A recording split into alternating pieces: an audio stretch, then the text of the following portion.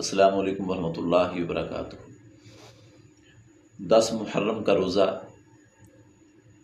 اس کی فضیلت کے متعلق صحیح مسلم کے اندر یہ حدیث موجود ہے کہ رسول کائنات صلی اللہ علیہ وآلہ وسلم نے فرمایا کہ مجھے امید ہے عاشورہ یعنی کہ 10 محرم کا روزہ گزشتہ 1 سال کے گناہوں کا کفارہ بن جائے گا۔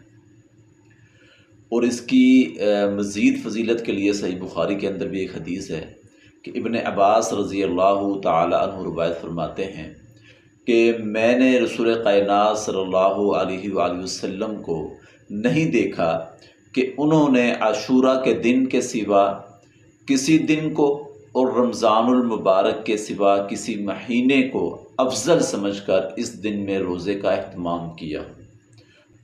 تو 10 محرم کا روزہ ہمارے 1 سال کے گناہوں کا کفارہ بن جائے گا۔ اللہ تعالیٰ سے دعا ہے اللہ تعالیٰ ہمیں عمل کی توفیق عطا فرمائے۔